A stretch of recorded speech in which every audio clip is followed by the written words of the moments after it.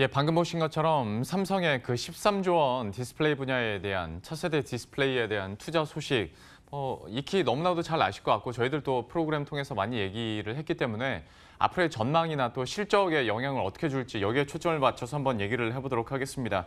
CEO 스코어의 박주근 대표와 함께합니다. 어서 오십시오. 네, 안녕하세요. 안녕하세요. 좀 늦은 감이 있긴 했습니다만 그래도 13조 원 기다리던 투자가 들려왔고 그리고 네. 앞으로 더 투자를 확대할 수도 있다라는 전망들이 지금 나오고 있다 보니 네. 디스플레이 분야에 대해서 다시 한번 좀 기대감을 갖게 되긴 하는데 이번 13조라는 그 금액도 금액이고 투자 결정에 대해서 대표님께서는 좀 어떻게 보셨는지 총평부터 부탁드릴게요. 네. 혹시 우리나라 TV 시장이 글로벌 넘버원을 차지한 지가 언제쯤 되는지 아세요? 글쎄요, 몇 년 됐을까요? 1995년도에 브라운관 시장의 1위를 선점한 이후에 현재 예. 24년간 세계 TV 시장의 1위를 하고 있습니다. 생각보다 훨씬 오래됐네요. 네.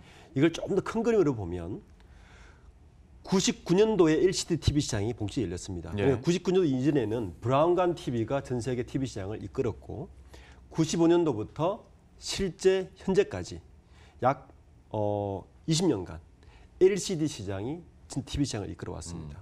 근데 이제 삼성의 13조 원 투자의 의미는 이제 TV 시장은 내후년부터 OLED로 완전히 패러다임 시프트가 되는 시기다라고 할 수 있는 상징적인 의미를 가지고 있습니다. 물론 LG 디스플레이가 그 대형 TV 시장에서 OLED를 하고 있었지만 네. 실제 시장 내에서는 여전히 LCD 시장이 강세를 보이고 있었기 때문에 삼성이 투자한다는 것은 TV 시장의 본격적인 OLED TV 시장의 본격적인 시장에 열린다라고 예. 보는 것이 큰 의미가 있다고 볼 수 있습니다. 예. 근데 이쪽 분야도 얘기하려면 참 영역이 복잡하지 않습니까? 네. 그러니까 LCD에서 OLED로 넘어가면서 LG 쪽은 애초에 OLED 쪽으로 계속 가고 그렇습니다. 있고 네. 삼성은 QLED 한번 했다가 네. QD OLED로 네. 지금의 명칭을 다시 하고 있지 않습니까? 네. QD OLED에 대해서도 그러면 설명이 좀 필요할 것 같아요. 지난 투자 발표에서도 삼성 디스플레이나 삼성전자 측에서 그 보도자료를 통해서 언론과의 접촉을 할 때 가장 방점을 짓는 부분이 바로 QD 부분입니다. 예.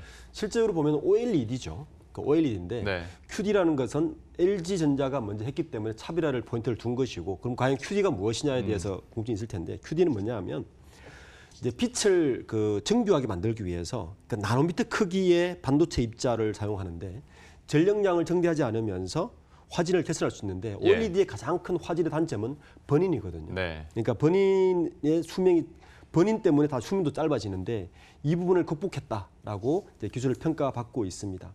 굳이 삼성 디스플레이가 QD를 또 하나 방점 찍는 것은 현재 4K, 8K 시장에서 LG전자와의 치열한 기술 경쟁에 있죠. 이런 부분에서 이 QD 기술, OLED는 우리가 선점을 뺏겼지만 QD를 통해서 빨리 극복할 수 있는 기술 격차를 더 뛰어넘을 수 있는 것이라고 아마 계속 외부적으로 방점을 찍기 위해서 QD를 강조하고 있는 것 같습니다. 예. 지금은 LG전자나 삼성전자가 서로 인정을 안 하고 있는 그렇습니다. 그런 분위기잖아요. 이건 어찌 될지 한번 봐야 될 텐데 어쨌거나 적은 돈이 아닙니다. 뭐 일부 시장에서는 이거보다 더 클 줄 알았는데 사실 좀 실망스럽다라는 평가도 물론 나오긴 합니다만은 이런 투자가 시작되는 것 자체만으로 디스플레이 업황이 다시 한번 좀 돌아올 수 있을까라는 기대감 좀 해도 되겠습니까? 긍정적으로 보고 있습니다. 우선 가장 큰 것은 현재 TV 시장은 사실은 지난 1, 2분기에 국내 디스플레이 업계가 굉장히 그 영업이익이 급감을 한 이유 중에 하나가 중국의 국가적 지원으로 네. 중국 LCD 패널 자체가 30% 시장 자체가 떨어졌어요. 그래서 이제 실적이 나빠질 수밖에 없는데 이 OLED 시장에서 13조를 투자를 한다는 것은 현재 TV 시장이 다시 우리나라의 삼성전자와 LG전자가 그 주도권을 가지고 올 수 있는 다시 정확히 말씀드리면 삼성 디스플레이와 LG 디스플레이가 전 세계 TV 시장을 주도권을 가지고 올 수 있는 그 길을 열었다. 그 이전에 LG 디스플레이가 OLED 시장에 먼저 선점을 했지만 시장 선점 효과도 적고 그러니까 플레이어들이 많아야 시장 파이 자체가 커지는데 네. LG 디스플레이 혼자서 플레이하다 보니 시장 파이 자체가 협소했습니다. 그러니까 삼성 디스플레이가 이 시장에 뛰어들므로 인해서 두 가지 노림수가 있습니다. 시장 파이 자체를 키울 수 있죠. 실제 그 통계를 보면 2018년에 20.5%인데 2025년에 40.5%가 늘어나거든요. 대형 TV 시장이. 예. 그 또 하나는 삼성전자 디스플레이, LG 디스플레이가 OLED 시장을 그 주도권을 가지고 옴으로 인해서 중국과의 격차를 더 벌릴 수 있는 또 하나의 발판을 마련할 수 있었다. 예. 그 LCD 시장은 이미 너무 과점돼 있어서 과포화돼 있어서 이 가격 경쟁력에서 더 이상 그 차별할 수 없기 때문에 이 시장을 주도권을 가지고 인해서 중국과의 또 한 번 차별화를 둘 수 있다. 이 두 가지의 방점이 있을 것 같습니다. 중국 얘기 나왔으니까 이것도 좀 여쭤볼게요. 그러니까 사실 중국이 어떤 산업이든 정책적으로 밀려고 하면 진짜 빠르게 그렇습니다. 올라오잖아요. 네. 그러면 어떤 그러니까 차세대 디스플레이, QD OLED든 앞으로의 LG전자 OLED든 여기서 좀 중국의 추격, 그러니까 초격차를 여기서도 이뤄낼 수 있을까에 대해서는 어떻게 전망하십니까? LCD와 OLED의 좀 차이점은 우리가 반도체하고 비슷하다고 볼 수 있어요. 우리가 중국의 반도체 굴기를 늘 예의주시하면서 예. 그 반도체 시장이 곧 중국에 먹힐 것이다라고 기억해 보시면 한 수년 전부터 계속 우려를 표했는데 아직 네. 사실은 중국이 못 따라오고 있거든요. OLED 시장도 비슷한 흐름을 갈 것입니다. 그러니까 대형 OLED 시장은 굉장히 비싸고 만들기가 어렵습니다. 그 말은 수익성과 경쟁력의 기술 격차가 이게 쉽지 않아요. 이 두 마리 토끼를 잡는 것이. 네. 그래서 막대한 자금을 투자해서 LCD 시장 점유율을 높인 중국이 OLED 시장은 쉽게 따라오기는 힘들 것이다. 물론 당분간입니다. 또 하나가 우리 방점 찍어야 될 것은 기술 개발을 위해서 중견기업과의 이 OLED 생태계를 만드는 게 되게 중요합니다. 우리가 일본의 소재 부품을 가지고 무기하는 것을 이미 봤지 않습니까? 이 OLED 시장도 마찬가지거든요. 현재 중요한 그 기술은 독일이나 일본이 가지고 있습니다. 예. 이번에 개발할 때 이런 아마 그 이재용 부회장이 발표할 때 그 부분 방점을 찍은 것 같아요. 이 소재 부품의 생태계를 어떻게 만들 것인가. 그러니까 이것도 사실 중국과의 격차를 더 유지하기 위한 중요한 관건이 될 것 같습니다. 예. 중국의 추격을 그러니까 나중에라도 또 빠르게 올라올 수 있는 중국의 추격을 얼마나 초격차를 유지하면서 따돌릴 수 있을지도 한번 계속 지켜봐야 될 것 같은데요. LG 쪽 얘기도 잠깐 해보도록 하겠습니다. 우리가 우스갯소리로 서로 인정하지 않고 있는 분위기다라고 얘기하긴 했었는데 어쨌거나 TV 가전 시장에서 또 양대 산맥이라고 할 수 있기도 하고 삼성 측에서 이렇게 적극적으로 하다 보면 물론 안에서는 경쟁자입니다만은 글로벌적으로 봤을 때는 또 이제 국내 그러니까 네. 한국의 디스플레이나 TV 시장에도 분명히 좋은 시너지가 있을 수 있을 것 같아서요. 어떻게 보십니까? 그렇습니다. 그 아까 초두도 말씀드렸지만 그 삼성이 OLED 시장으로 뛰어든다는 것은 LG전자 입장에서는 경쟁자가 나타난 것 같지만 네. 실제적으로는 시장 파이를 키울 수 있는 최고의 찬스가 된 거죠. 실제 TV 그 대형 TV 시장의 LCD에서 OLED로 아마 넘어갈 수 있는 가장 큰 분기점이 삼성이 투자함으로 시작될 것 같습니다.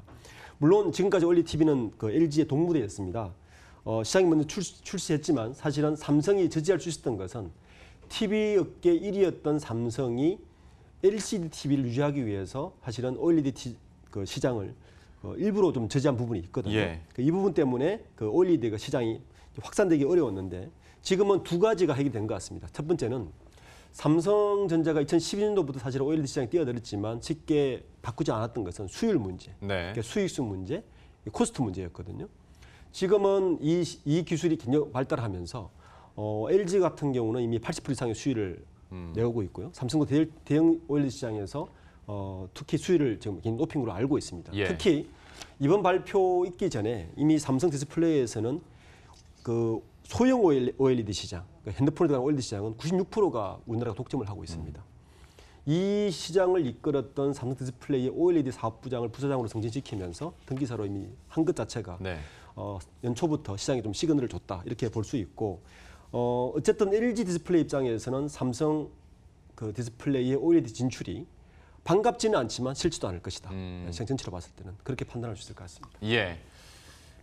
그러면 이제 실적 얘기도 한번 해보도록 하죠. 네. 사실 3분기 들어서 시장의 코스피 실적 컨센서스를 하향 조정시킨 대표적인 업종 중에 하나가 디스플레이라고 할 정도로 좀 실망감도 많이 있었고 투자에 대한 어떤 시기라고 해야 될까요? 이게 좀 엇박자가 나다 보니까 실망감도 좀 많이 있었거든요. 네, 그렇습니다. 근데 좀 분위기 반전이 가능할 수 있을지 실적에 대한 전망과 또 투심 회복에 대해서는 좀 어떻게 판단하세요? 우선 그 삼성 얘기를 하면 삼성전자가 지난 담ling 실적을 발표할 때 시장에서 서프라이즈를 했는데 예.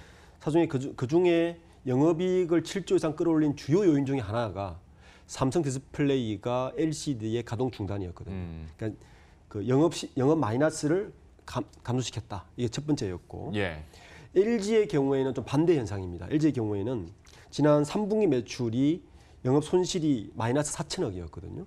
이 주요 요인이 중국의 그 관건 개입으로 인한 LCD 패널 가격을 30% 떨어뜨린 것이 가장 큰 원인이었다.